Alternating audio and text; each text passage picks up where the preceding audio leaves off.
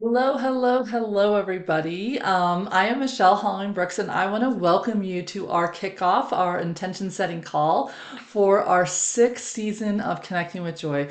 Wow, when I started Connecting with Joy, and now I realize if we're entering the sixth season, that was like a good solid like 5.5 years ago when I started the first Connecting with Joy. So back in like 2020, and it was right before that lovely COVID era, and I felt really guided to create an online community where fellow seekers and visionaries and dreamers and wayshowers and mystics and healers can come together and really look at how do we connect more with joy? How do we allow the grace, the medicine, the laughter, the light that is always present in our daily life, always there, just waiting for us to engage it? How do we open up those connections so that we can see it, we can sense it, we can pick it, and we can lean into it? And wow, here we are on season 6, getting ready to go into another way in which we can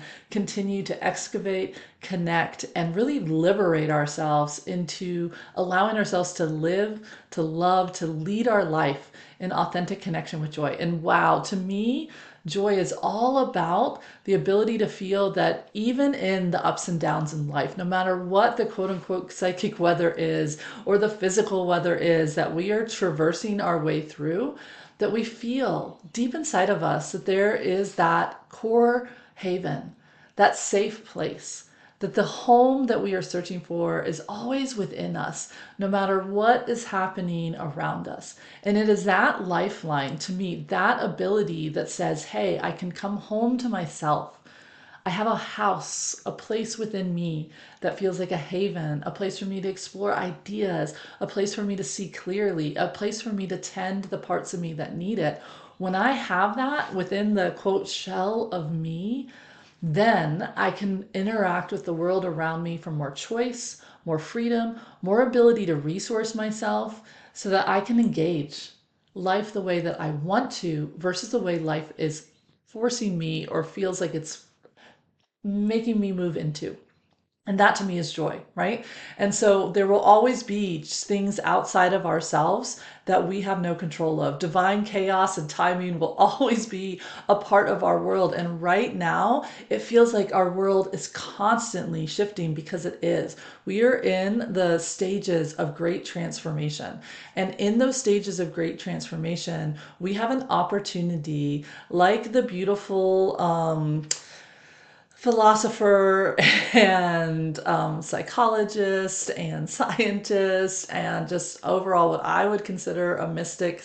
Viktor E. Frankl said back when he was a survival of 4 different Holocaust and ghettos within World War II. And he said that we cannot have the ability to change the world around us. We ourselves are forced to change. And in that ability for us to find, the question then becomes, how do we want to change? Are we being asked to change into? That, my friends, we have complete control over. And he says between that external stimulus or an internal one, a thought pattern, a behavior pattern, an old way of being, an echo of yourself, which we're going to talk a lot about this season, there is a wedge, a space in between that stimulus and a programmed conditioned response. And if we can enter in and illuminate that wedge, then we allow ourselves the ability, the grace to engage our greatest superpower that we have, choice, right? And choice is where we have the ability to say, are we growing and shifting and changing in alignment with who we are truly be, who we are guided to be in that moment, and therefore empowering, healing, and bringing forward a state of wholeness within ourselves and with other, i.e. joy, laughter, love, connection, engaging the magic, the grace, the wisdom that is held no matter what the environment is like. And we infuse the grace. We connect with it, we awaken to it, and we enlighten it, right? We empower that to be a part of us and a part of the other. But like Victor said, all of it comes down to how do we engage the space in between a stimulus and a response. How do we engage our choice? And that is all in which we are going to discover this season in season 6 of Connecting with Joy. And the way in which we're going to do it is we're going to be working with what I like to call initiations of the elements within. So we all have within us 4 core elements. And yes, I am a 5 elements traditional Chinese medicine practitioner. So typically you hear me talking about us in the flow of that. And while I love that, you can still see that within that are the core 4 elements: fire, earth, air, and water. And so in this beautiful introductory episode, we are going to kick ourselves off, set that foundation for the whole season of allowing these different elements within us to initiate us, for fire itself to help hold us. We all have an inner spark. We all have an inner flame that burns within us and lights our way, in which we can be inviting ourselves into what is it that we want to create? What is it that we want to transform and bring forward in this lifetime? We all have an element of earth, of what holds us, right? The foundations of the inner structure, the bones of us that shape us, that inform us and provide us with a sense of stability, a sense of inner mixing of that fire and that holding of like the hearth within that supports us in having a place to rest, a place to restore, a place to nourish ourselves, and then a place to launch ourselves out into the world and truly create a form that expresses our hearts and soul's desires, right? We all have the element of air. Air comes forward and connects us beyond our personal form. It allows us to tap into the unseen and seen realms together in connectivity. It brings the whispers of our soul and the divine with us through inspirations, through stirring within us that connects us to our own wisdom, our ideas, and a knowing that is beyond our personal thoughts, ideas, and experiences, the form that we are held in.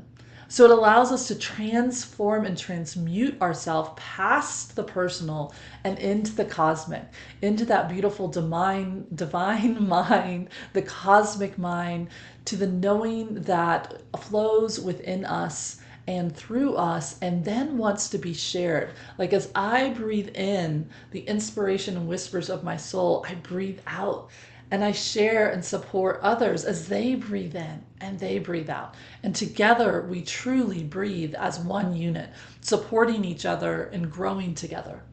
We all have the element of water within us.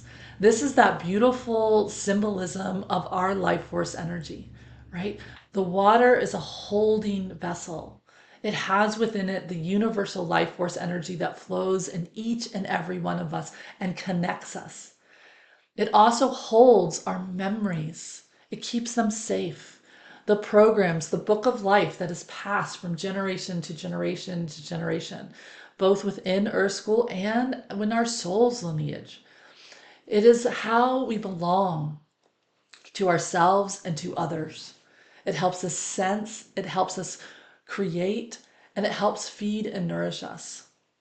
Each of these elements within us has its own unique purpose, its own voice, its own way of being. And together, they come together to form the foundations of us. They help us view ourselves, how we hold ourselves, how we extend and connect and communicate ourselves, and how we then interact, right, with another person's point of view, expressions, and who their beliefs and way that they are. And together it weaves together a full tapestry, like a flower of life creation, right? So these are the 4 elements of us, and together they really do come together and create this organic map that holds the different versions of us. These little seeds that are yet to be come into form, and then the ones that have already come into full form and sensation that we've been able to experience. And so throughout this season, I really want to help us continue our journey of connecting with joy and the light that is present in our lives. And even in the darkest moment, the key that comes forward to help us process and liberate ourselves is truly in that ability to recognize how are these elements running within us, for us to open to their guidance and their wisdom. And when they do, when we have a conscious connection with the different elements of us, these core aspects within us and how they are running in health and balance and harmony, or dis-ease, separation, and clashing, battling it out within us, that is where we either are stuck in undue suffering, creating more and more ways in which we cut ourselves off from the very grace and joy that is present in our life, or hopefully what we're working on here, liberating ourselves from the hidden stories within us, right? The hidden ways in which we do have very real survival programs and consciousness running behind the scenes without our awareness. And we're going to walk with fire first so we can illuminate that, right? So we can bring a light to those, quote, shadowed areas, those places in which we do not have consciousness yet, right? So that we can begin to really engage ourselves and our lives through the mystical lens of seeing how much of our beautiful, amazing soul light, the essence, the earth, the foundation of who we truly be in our bones. How can we allow our fifth chakra to start to reorganize itself so that we can open to the wisdom of our heart and allow that to channel in, through, and out?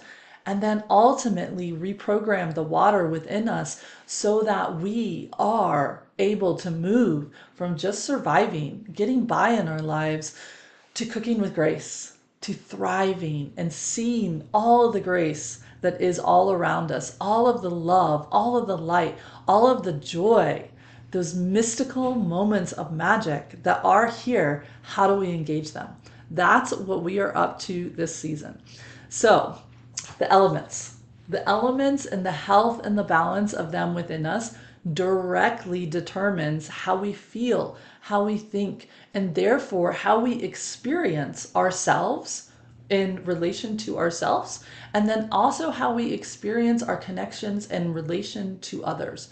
They are like filters and lenses that very truly change our perspective of how we see, sense, hear, feel, and know, and therefore how we act, how we engage. And like Viktor Frankl said, it is, we then are forcing changes on ourselves without having the pause in between.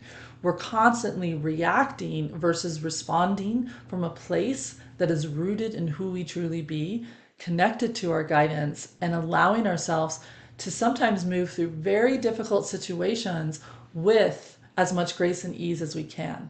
Seeing the pockets of joy that are there, connecting with them, engaging with them, allowing ourselves to be filled with them so that we can be in some of those difficult situations in alignment with choosing how do we want to respond.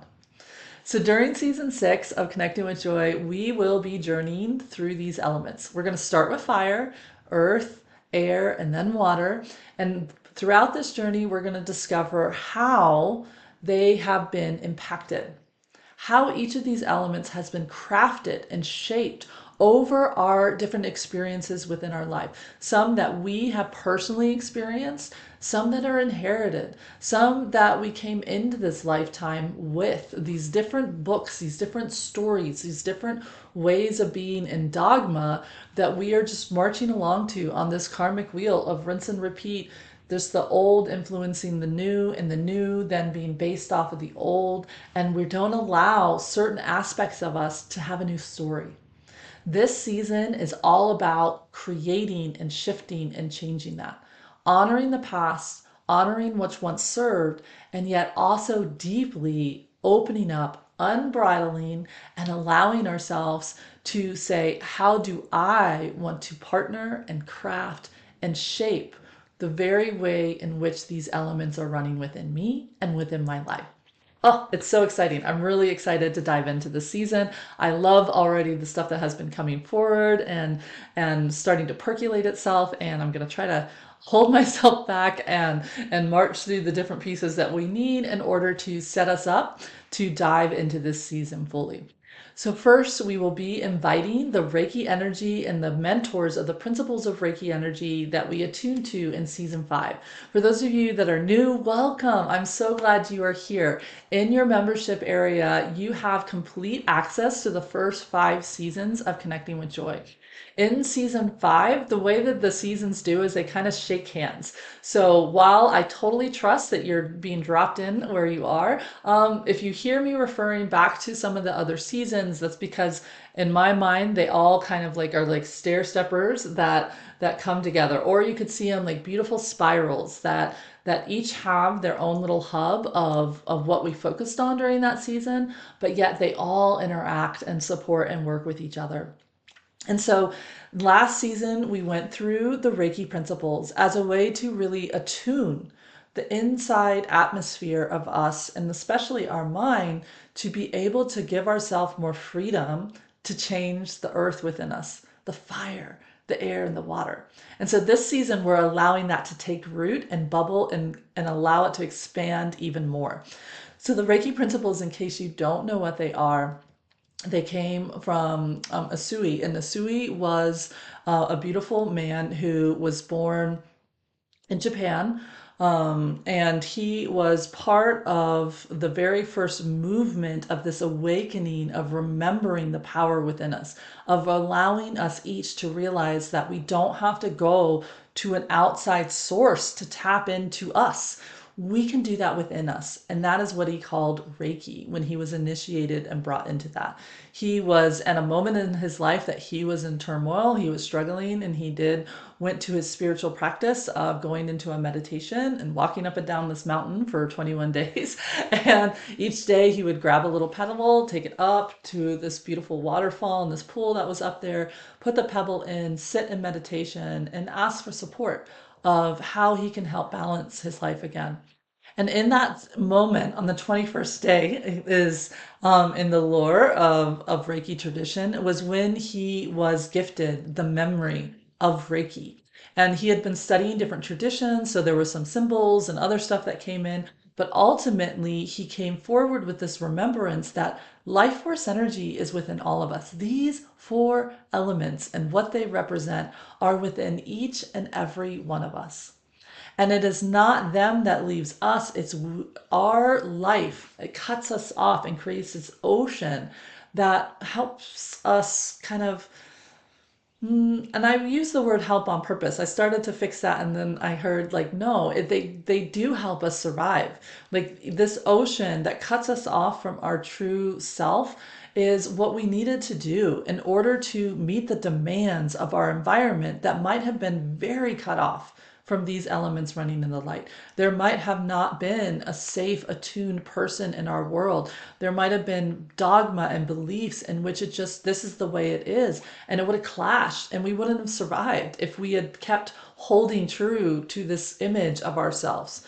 And so it goes to ground a bit. It cuts us off. But yet the system itself is so brilliant. It has a way to heal. And that is what he tapped into. And that is what he became aware of as he was sitting underneath that and aware of this idea that within us, we can channel that life force energy. It has a divine innate intelligence within us that can go to those different aspects of that are cut off, dammed up, not able to access these core elements and bring them back into alignment on its own. It can support us get outside of our own closed system and bring divine light and love back in. And so he says that Reiki is love. Love is wholeness. Wholeness is balance. And balance is freedom from disease, right? And that was kind of what held us in season 5. And we went through that process point by point. Now, one of the things that happened as he came down that mountain, he thought it was about putting hands in different positions and allowing himself to call forward the remembrance that he could connect with things beyond space and time. He could tap into our emotional bodies, our mental bodies, these subtle energy systems within us. And he had symbols and ways in which he did that. And as he started to progress, he had some success, but he started to notice that it wouldn't hold, that people would treat it as almost like a pill that they would take that would help even them out, bring them this influx of life force energy, but then it would dwindle, it would dampen, it would kink itself up again. And so after a moment of, again, struggle and being like, I don't understand, why isn't this working?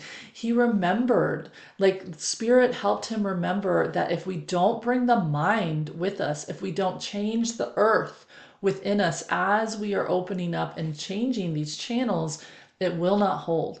And so he went back into meditation, back to the mountain, and he allowed himself to meditate again and really asking, how do I help bring the mind with? How do I help the people not just have a healing practice, but a daily life and spiritual practice that establishes wholeness, wellness, balance, love? And that is when he was given the Reiki principles. So that's why I focus more on the Reiki principles in everything I do instead of the hand positions and the symbols, which are beautiful and amazing and can be gorgeous tools for us. But ultimately, it's the principles. Those are what help us soften the old form, tend to the parts of us that we're going to find in that, and reestablish a new form that is in alignment with who we truly be. And the principles are set up in such a brilliant way. It's not a one and done checklist. Check, check, check, check, check. It's a daily practice. It's a daily intention setting and invitation. For all of today, I will not be angry. Right? For all of today, I will not worry. For all of today, I will be honest in my work. For all of today, I will be grateful for my many blessings. For all of today, I will be kind to all living beings. And these are really lofty points of view. And sometimes we get skewed. Okay, anger's bad, worry's bad, ways in which I might deceive myself are bad. The ways in which I'm not ungrateful, I'm bad. And the ways I'm not kind, I'm bad. And so we can get really punitive with these principles. And during season 5, we allowed ourselves to let go of that wacky, like ruler coming to the hand. I had a piano teacher that would smack me with a ruler on the hand until I took the ruler and smacked him over the head with it. I was a precocious little bean. Because I was like, dude, stop smacking me on the hand. But that's like the image that I see when we do it. I also work with horses, and in the horse world, they have spurs that are designed to get the horse to agree to step into a higher performance level. But really, the horse is doing is, I'm willing to perform because it hurts. You're hurting me. You're spurring me on, and therefore I'm going to lift my body and give you more performance. But it's not coming from the heart. It's not coming from partnership. And that's what Asui really invites us into with the Reiki principles. So I like to add a little bit to the Reiki principles to help bring in the energy that I feel that was in there. And that is, for all of today, I will not worry. I will open to faith and trust, right? So that invites us into then saying, what am I worried about? And exploring that and honoring that there's a part of me that has a question and concern and confusion. And instead of berating it, bring faith and trust to it and love to it. Explore it and answer. What does that part of me need? Where is it stuck? Where is it lost? The same thing for all of today, I will not be angry. I will open to love and compassion. So when a part of me feels that flash of anger, what is anger there to do? Anger is there to say that there's a violation somewhere in my system, internally towards myself or externally. There's a boundary that needs to be reestablished. And that could be with the way that I'm talking to myself, the way I'm working with myself, the way I'm presenting myself. That could be with the way another person is working with me. Something needs to be tended to, and anger comes forward to move us into action, to have a part of us raise our hand and say, hey, I'm concerned about this. I'm confused about this. I need a little bit more understanding. I need time. I need to be able to say yes and no and maybe, right? And so these first two principles help us agree that part of our daily practice is to turn towards these parts of us, these emotions, these messengers within, and give them a voice that has honor. We're not going to like let it rule everything and like feed it and go, oh yeah, we should be really scared, or yeah, that's a really angry. So we're not going to go righteous with it or like doomsday with it, but instead we're going to get curious, invite Reiki energy to say, how do I tend to that fear, that worry, that concern? Right? How do I establish, what do I need to do in order to establish balance, wholeness, and wellness within my system? And that's where the other three principles answer that. It's so brilliant. It's such a beautiful thing that he was able to channel and offer us to the world through his own guidance and his own spiritual journey. That third principle come in and that says, be true to yourself. What is your partnership with truth? And what is your partnership with deceit? And in our survival mechanisms, we have to deceive ourselves. We have to put a filter on us that says it's not too bad. It's just what it is. It's okay. No worries. I don't see it. I don't smell it. I don't feel it. We have to have a deceit that comes into our system so that we can meet the demands of whatever we're living in that we have no control over. But the spiritual journey, the one of awakening and connecting with joy, says, hey, can we pull back those filters? And now that we are in a greater place of freedom, a greater place of choice, can we agree to change our relationship with truth? Can we agree to do our work honestly? And work in a spiritual term is this, our daily life, right? How we want to live with ourselves, how we want to sit with ourselves, how we want to engage ourselves, how we want to move into our work, right? Whether that's just the work that we're doing, volunteer work, a job, a career, a vocation, a calling, whatever that is, how are we engaging that? How are we engaging our self-work and talking to ourselves? Do we allow our heart, our soul, and the air within us to be resonating with truth? Or do we try to close that down, batten down those hatches, cut off all of that thing and say, no, thank you, air. We are fine with believing what's in here. Right? And so that third principle is this beautiful place of really saying, are we willing to leap into uncomfortable truths?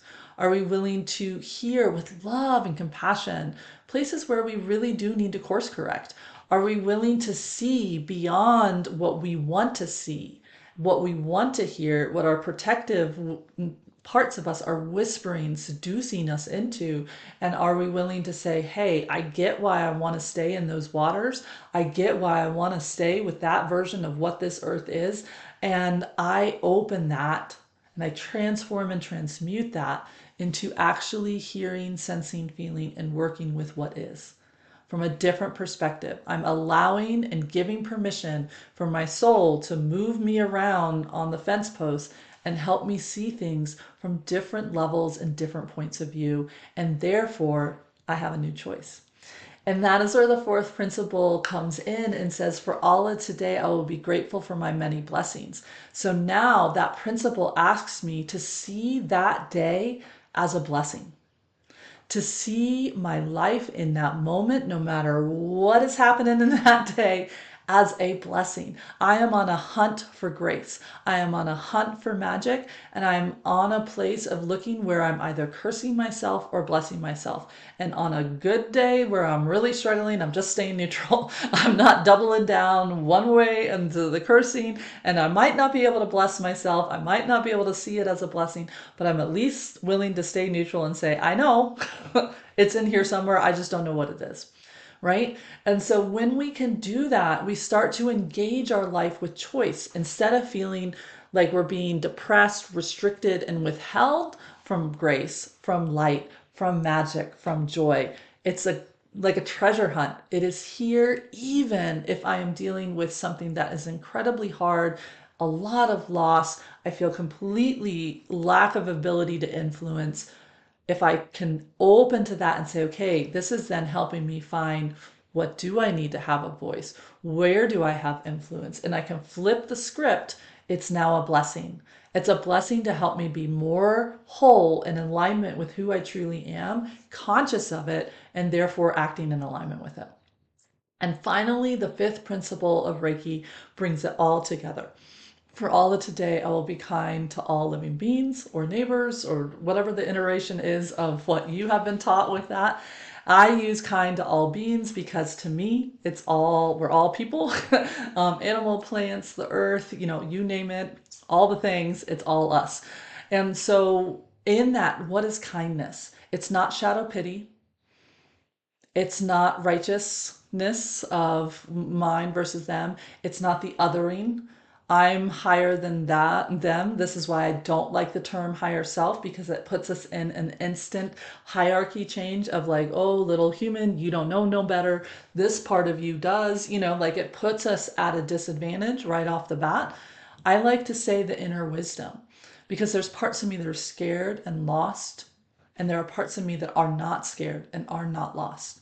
And can I be kind to both of those and how I work with them and allowing myself to resource myself? Can I be kind to the person who's standing next to me, lost in a huge trauma story, and know that if I invite them into seeing it differently, it's beyond what their system is able to do at that moment. And so therefore I let it go. I have to walk away because that is what is kind, right? It's allowing myself to not then ask for somebody who is working at a different perspective or on a different point of view to hop over and help me with mine, because they're in their world and I'm in mine. And I feel that guidance that says that is not the person to seek support from at this time. That is kindness for me then to let that go. And so it's knowing what to do, when to do, and how to do it, not based off of our ego, what we think we should be doing or should not be doing, what another should be doing or not be doing, the expectations, all these ways we gum ourselves up. It's saying, I'm willing to let go of all of that. Spirit, talk to me. Share with me what would be the most kind thing to do, because we are all the same. I have the immense amount to be lost as the next person, and they have the immense amount to be in the light and in their wisdom as the next person. So you guide me, because there is no difference. We are all the same. We are all in this together, right? And so when we do that, we stop looking for shadow saviors, shadow this, shadow that, blah, blah, blah, and rescuers and caretaking and like people pleasing and all these weird appeasement and trauma responses, all the ways we get ourselves scummed up. We kind of let that go and we open to beautiful divine light and love. And so this was the territory that we discovered in season 5. If any of this is calling to you and you weren't a part of that, by all means, pepper that in. Use this whole community area as your healing library. I like to use, there's a couple different people and followers. One of them is Carolyn Mace. You all know that I am well, you might not know, I'm a certified consultant through Carolyn Mace. And so this season in particular, I'm going to bring in some of her teachings through in her model of working with the archetypal wheel, which is based on the astrological wheel. We'll get to that in a second. But she has a beautiful library that you can subscribe to. This is the same thing. I built this one off of the way I felt when I was working with hers, which is I want you to have this place that you can sit down and say, I need a lifeline. I need something. I need a point of view, something, place something in my hand that will help me step through, because I'm a bit in the weeds. I'm mired up in some quicksand. I'm feeling tossed around in this tornado here. I'm feeling cut off from inspiration. You can just go to it. It's like kind of scroll through. Oh, season 3, episode 12. 25 minutes. I have no idea why I'm going there, but I'm going there, and bam, something in there wants to talk to you. Something in there wants to start a conversation, a dialogue, a back and a forth. So feel free, yes, follow us along. And within each monthly call, we will keep it, I have to rein it in somewhere. And so we will keep the calls in alignment with the topic that we're on currently for that month. But please use the whole rest of this beautiful thing. The reason why I keep it all there, you can scroll back and forth, is so you can use it like an oracle, like a beautiful healing library where you've asked a question, you've shot it off into the universe. It says, go here. You're going to work on your intuition and trusting it. There's all these layers that happens in this, and just go there and see, like, let it be this beautiful place that you're like at a gym for your intuition about, okay, this is what I heard, this is where I'm going. You might even look at the title and be like, why did it tell me to go here? But just go there, hit play, see what happens, and then see where the magic is, where those intertendrils of grace are coming in to connect you with that which will serve you and resource you. That to me is joy. So please, please, please use the full library in addition to it. The other thing is, I know that each and one of these episodes, there's a lot packed in. We have a whole month to explore the practices that I share with you and where it goes. Take what you want, be guided, trust your guidance here, use your intuition, and if the rest isn't speaking to you, leave it. When and if it's ready for you to go back to it, you will. And so I really give you permission to put down the good student and open up to your intuitive heart and to your soul and let that guidance be a part of you. The other thing that will happen throughout this season, if you're new, is that we have coaching calls. I put them at the end of the month for a reason. I used to have them at the beginning, and what I found is that people were waiting for me to guide them to where to go. And then I was fishing for them versus holding a space that lovingly and in a safe container helped them learn to fish. So I bait the hook, so to speak. I get it all ready for you to do. You can cast it out there and see what comes forward. What does it want to share with you throughout the month? Try the practices, do the journaling. Everything has a PDF that goes with it with the different highlights of each one. And I try to put the journal reflections in there as well. So you have them in writing, you have them in audio form. It's all works together for all the different learners because I'm trying to teach to whatever part works for you. So if a part of what I'm teaching doesn't work for you, great, let it go. It's for somebody else, right? Because we have all different styles and I want to be inclusive into how each system works. And then at the end of the month, that is where we have an opportunity to gather together. You can share, this is what came forward for me in this month. You can ask for insights like, hey, I felt stumbled up here. This is that place for spiritual companionship and coaching and direction to bring it in. What I don't do in that space anymore is do general readings and check-ins because again, I'm trying to teach you to fish and I'm trying to help you build a stronger connection. I do, however, bring in my insights and give you, well, here are some places I'm feeling to lean into, but it always will be in dialogue and I always want you to have permission to run it through your own system and to feel into what is true for you at that time, right? And in that space, I also ask you to be kind and compassionate with other people. Again, we're here to witness, not to give advice and not to judge each other. So there's also places that you can leave comments throughout the month if you want. Feel free to take use of those. I love reading how you're working on with it during the month if you want to share that. I just ask again that you don't try to like coach each other or work with each other in that space in that way. Just this is a container for just witnessing, allowing that which wants to be seen, felt, and heard to have a place to share in beautiful, compassionate, and kind ways for yourself and for other. Okay, so that's kind of the housekeeping side of what we're up to this month. So throughout this season, you will have an opportunity to illuminate and understand the past stories that are held within you, right? The hidden ways in which you are in separation and quote dis-ease then through what Usui said about when we're in separation, we are out of balance and when we're out of balance, we're out of wellness and we're in a state of dis-ease, right? And so this is all about being able to compassionately witness the different ways in which we are going to lean in to first illuminating the different adaptations that we've made in order to survive the different experiences of the past.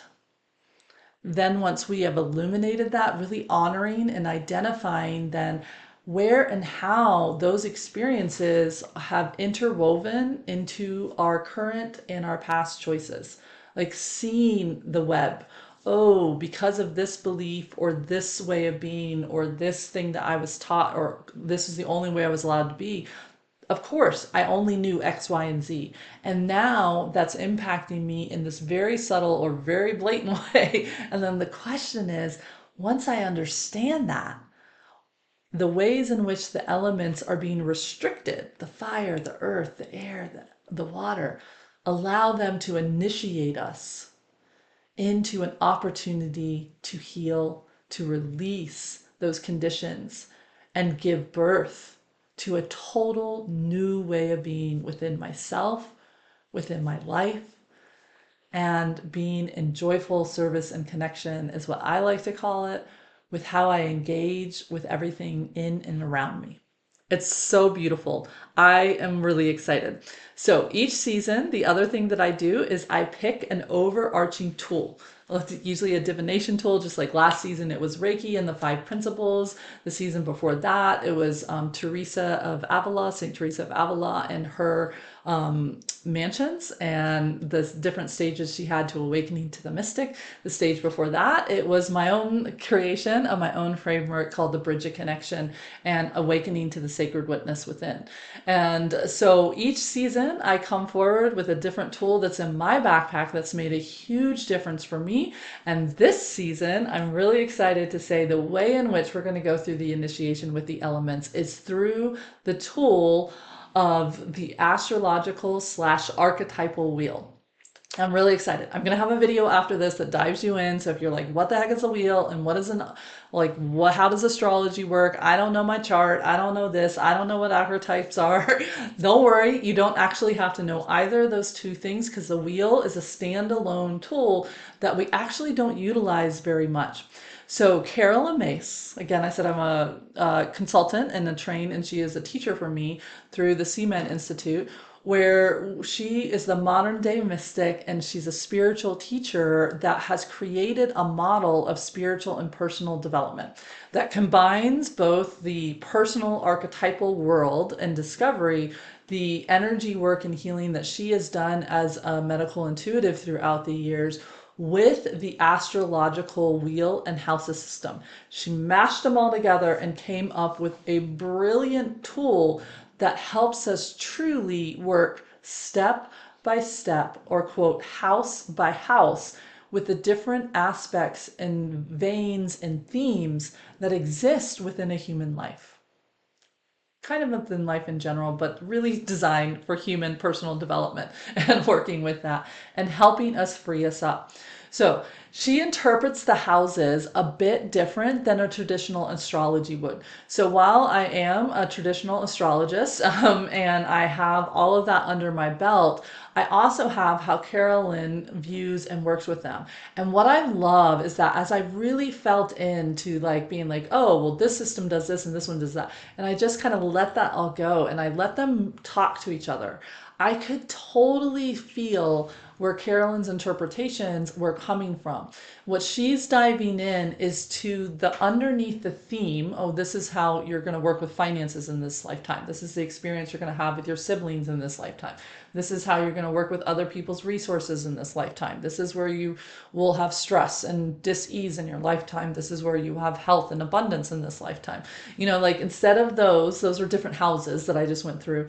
Let's go beneath that and really, what did the relationship with your siblings, how did that form the way in which you feel you can communicate with yourself and with others? How did that shift the point of view of your community? How did that shift the way you could feel, you could express yourself? Third house, right? And so what she's tapping into is the developmental impact that the people, the environment had on your psyche, on your development of your soul and your psyche in this lifetime, the experiences that you had in them as you were developmentally coming online, and how that just like dominoes rippled out, impacting the next stage of your life that was getting ready to boot up. So as you go from a dependent to an independent, we think, oh, I'm free, I can make whatever choices I can, but really, is that true? And what she felt into is yeah, no, that's not. If we are really impacted, the earth within us has completely shifted and taken form to match the value system around us. So we've got to excavate that. We've got to bring that back. And that's what her whole system does. So in a separate video, I'm going to take you through the astrological wheel and the archetypal wheel on a very high level of just like giving you the lay of the land. But we will not be going through it house one, house two, house three, house four in this particular season. We also are not doing what I do in Unbridled Soul, which is where I help you develop and pick and sort and understand your soul's contracts through developing your own personal archetypal patterns, understanding your personal wheel. Instead, we're going to be working with the houses through the elements. So there are 3 houses for each element. The fire has 3 houses, earth has 3 houses, air has 3 houses, and water has 3 houses. So instead of going house 1, 2, 3, 4, and 5, like punching our way through, we are going to be following the trinity of the houses in their elements as they work. So it really allows us to move beyond just seeing like, oh, fire is about transmutation and da da da. It's like, no, how is fire running within me? What are the stories, the elements that are in that? So each quote unquote quarter, so this one's going to last 13 months. It's FYI. Most of the time I try to keep my seasons to 12 months, but what I found is I've been doing this weird 13-month thing. So each season it like pushes the start date back one more time. And so that I'm just embracing it now. I'm like, oh, we're going to go for 13 months. And so May, June, and July, we will be immersed in the initiations and the journey of fire. We will travel through the first, the fifth, the ninth houses. We will be asked to really illuminate and lean into the stories that are held in each of those houses. So who am I? House one. What lights me up? What brings me passion? What is my joy? What is the way I want to organize myself? House 5. Most of the time I have found in my history of working with people in this wheel is the 5th house doesn't exist. It's like, where did it go? We're going to try to put it back in right off the bat. Exploring the way in which that we connect with our personal self and with our soul self. How do we allow ourselves to merge beyond our physical form and open to the fire of our soul, right? And that's the ninth house. So the main aspect of us that the fire element really helps us awaken to and initiate and liberate ourselves is really in our heartbeat. So for those of you who don't know, I have a whole system that develops and reads us from the 4 main aspects of us: our heart, our soul, our body, and our mind. And I call them beings instead of centers because each one truly has its own voice and its own beautiful sacred partnership with you. Our body is our sacred home in this lifetime, right? Our heart brings to us the ability to create beyond that which is known. Our mind is designed to keep us safe, to help us deal with the reality that we find ourselves in. It does some crazy things with that reality, but yet it ultimately is trying to protect us and keep us safe and help us create programs of how to show up for life. And our soul is there to remind us that we can transcend that. We can, yes, meet our needs in the moment and also move beyond that. As we become older, we have more control, we have more degrees of freedom. How do we break free from some of the very things in which our mind did in order to keep us safe? It's a beautiful system. So the fire element, I'm going to associate with the heart beam. And so we're going to get to talk to the heart beam and fire together in those ones. In August, September, and October, we will be exploring the landscape and the initiations of Earth. So during these months, we will be exploring the territories of the 2nd and the 6th and the 10th houses, which invite us really into how do we establish and honor our own inner structure? How do we create a strong self-esteem and match to our values, right? That's the 2nd house. How do we claim that daily rhythm, the things that bring us into balance and maintain us and help us be able to manage the daily demand and stress levels and service that we're being asked to do with all the beings around us? We are not in a bubble.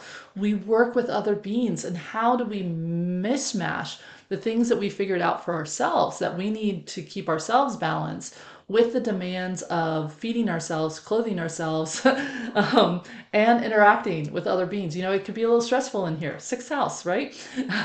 And determine what really has authority over us.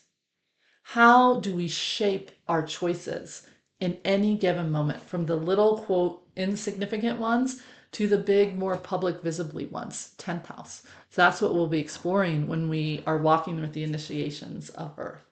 Then, in finishing up the year, so to speak, in November, December, and moving into 2026 with January, it kind of blew my mind as I was mapping out this season. You know, this is where we're going to lift off the ground and come up into the air. During these months, we are going to explore some of those altitudes of our soul's voice and guidance.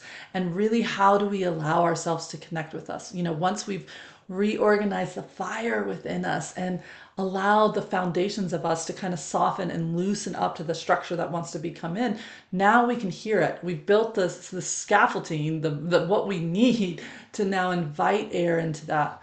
And we'll be able to witness really in these 3 months how we do partner with our soul's guidance, the nudges, and navigate, and where it's really kind of narrowed, where it's been kind of cut off, and we have conditioning and people pleasing and you know, these different ways in which we have had to separate ourselves from our own inner knowing, right? Our own guidance. So the part of us that I put, oh, the body being goes with the earth element. The part of us that I put with the air element is going to surprise a bunch of people. It's not the mental being, it's our soul being. Because ultimately, where do our thoughts come from? They want to come from our soul in present time, bringing us the perspective in which to look for. However, we often default down to our programmed thoughts, not the inspiration thoughts. And so that is why I put the mind with water element, and we'll get to that in a minute. So in this beautiful air element, we will have that opportunity to really explore what is our own voice? How do we communicate that and that perspective and that way of being? Where has it been sculpted, controlled, contorted from our family of origin, from our community, third house? How do we break out of that? And then where does that then really show up in how we appease and communicate and feel the guidance within our one-on-one relationships, seventh house? And then ultimately, are we willing to let go of needing to know why and step into faith? 11th house. The 11th house is tricky. It's a house we can't understand. We don't always get to see why, when, where, and how something is going to benefit us if we follow our guidance. The 11th house says, let all that go. You don't need to know why. You don't even need to know how this is going to benefit you. In fact, are you willing to follow the bouncing ball, contribute to the collective, following your soul's guidance, and release all expectations or ideas of what it's going to do or not do, enable or not enable, and how it's going to show up. 11th house is super tricky. And we got all the way until January till we get there. Imagine that. And so finally, as we move into 2026 in February, March, and April, during those months, we are going to be really diving into the initiations of water. Core aspect of us. Water is associated with our emotions typically, which is why most people would think I would put the heart being with it, but I don't, because the quality of the water within us is directly dependent to how much authority our survival programs have over us, our personal wants and desires have over us, and how much we're willing to transcend, transform, and transmute that into allowing our heart and our soul to speak to us. The gatekeeper to those two is the mind. It is the mental being that has the programs, it has the fears, it has the worries, it has the protectors, right? That can skew and filter everything in our path. Water as an element, Lazu with the founder of the Thai, he says that water is the element that can shape and move and create the universe. Right? And so it really is, right? And so when we start to look at that, we're going to explore into how did we feel that our foundations were created from that water within us? How do I feel safe within myself? Where do I feel at home? How do I feel not at home and like exposed and as if there's no container for me? Fourth house. What are the ways in which I do want and engage in connection? What do you want from me? What do I want from you? And how do we go into that dance? And what do I need to do to exchange in order to either protect myself, keep myself safe, get what I want, or do I bring empowerment and balance and quote kindness into that? Right? So that's eighth house. Tricky part. That eighth house is in astrology called the gates of hell. So, just saying, we're going into the underworld in that eighth house. But what we're really going into is our core protective systems that were developed as a way to help us survive. But sometimes what helps us in one space absolutely stifles us and restricts us in another. So we're going to be exploring that when we get there, which isn't all the way till next year. We don't have to worry about that. And then in 12th house, we're finally in that place of looking at the hidden ways in which we are suffering, which we are stuck in that struggle. We are stuck in expectations. We are stuck in looking for somebody to come in there and scoop us up and save us. And ultimately, can we surrender and step into trust and faith in our inner guidance? And if we can do that, then we stop doing all the silly things we do that really gum us up and shoot ourselves in the quote unquote foot. Like we can put down that self-harm and that abuse and that ways in which we are problematic with ourselves and allow that to be something different. So by the time we move through all the elements and the houses associated with them, you will have illuminated, rewrote, and given birth to aspects of you that have been dormant, waiting, like a beautiful seed just sitting there, waiting to be initiated.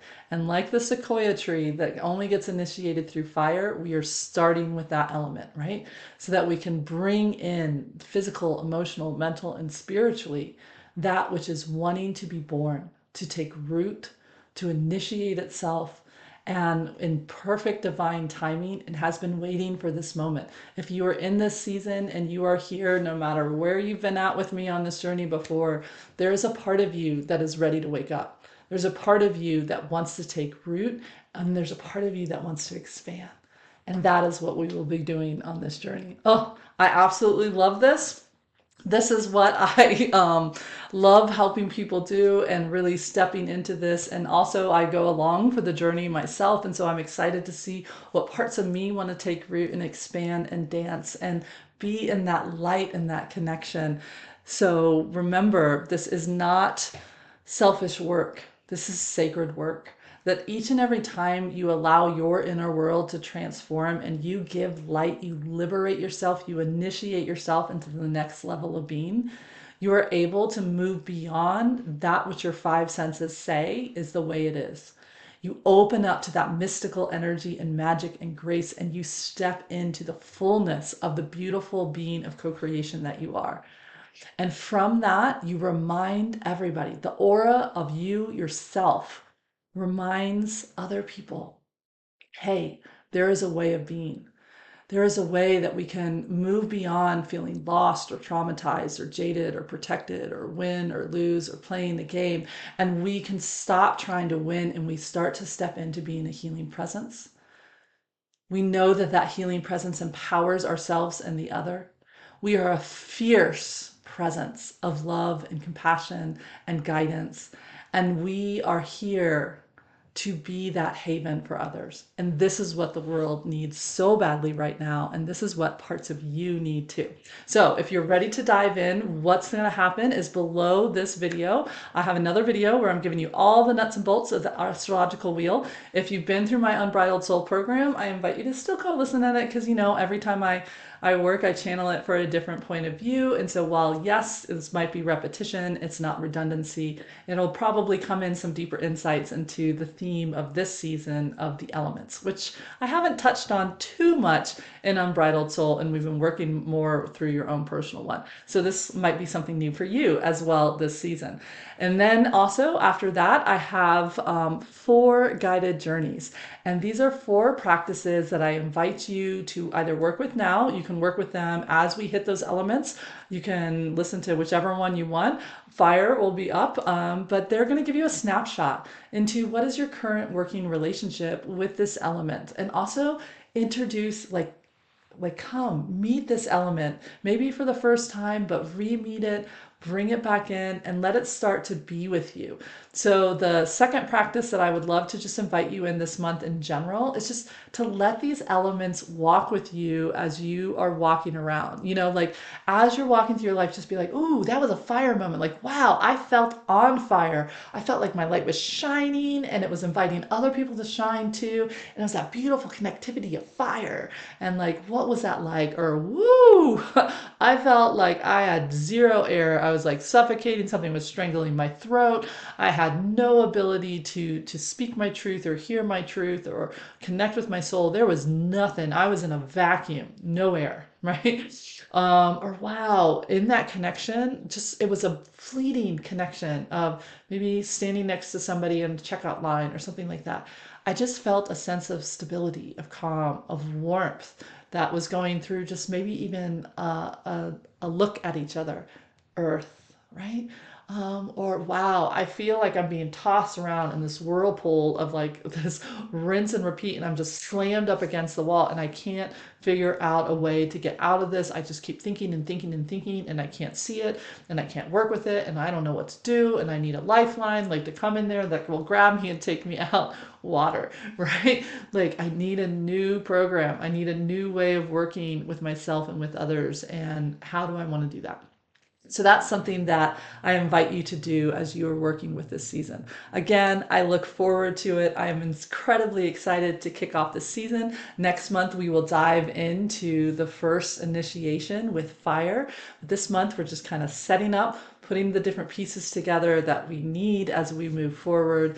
And this is right on time. We are in the energy of a 9-year. This is the year of endings and beginnings. This is the year of illuminating and allowing ourselves to see that which served, honor it, and release it.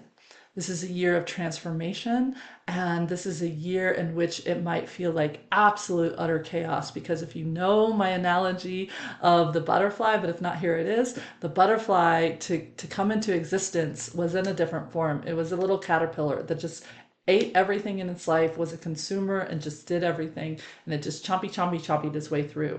And somehow, some way, without it really wanting to do it, it was guided to like hang off of a little thing and wriggle out of its old form into a canoe, or wrap itself into that cocoon, right? And in that cocoon, or in that shell, in that chrysalis, it goes and it consumes the only thing that it can still find, itself. And it goes chompy, and it literally devours itself and breaks itself into this primordial goo that is being held in this cocoon.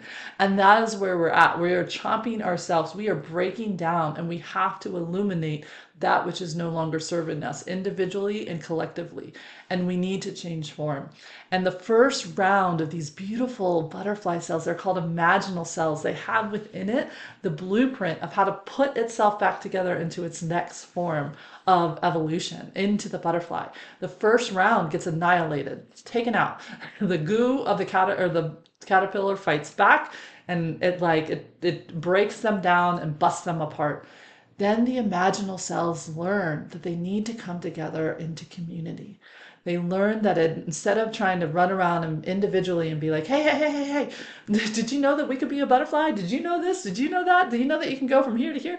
Instead they're just like, okay, we're going to quietly come into form from community. We are going to radiate our love. We are going to stay in our path. And through that, it lets the caterpillar parts that are a little bit nervous about this change begin to feel the security, the stability, the steady pulse that is come to this way. This is the way into the next form of us. There is something here. It is then through love and through vibrating and resonating that love, that is what allows the other cells that don't know where they're going, they don't know what they're doing, they're really stuck in the past, to realize that there is a path forward. And then they willingly join. And that is how the butterfly is formed. And then it does submerge itself with its little tattered wings, and it has a big struggle moment. If we don't go through that breaking out of the old and allowing ourselves, we don't have the strength, the vitality that we need to spread our wings and fly. We are stuck then with a butterfly's body in a caterpillar's world, right? Of having to stay stuck to the ground because our wings won't work. So as we come out with those tattered wings, then they get to heal, they get to restore themselves, and then we get to learn what it's like to live as a butterfly. So you can decide where we're at in that journey, but we're on that journey, and that's what we're up to. And this year is going to be right in that mix of bringing that in. I'm really excited to start. I'm offering you light, love, and joy, and I can't wait to be with you on this journey of initiation through the elements. See you on the next one.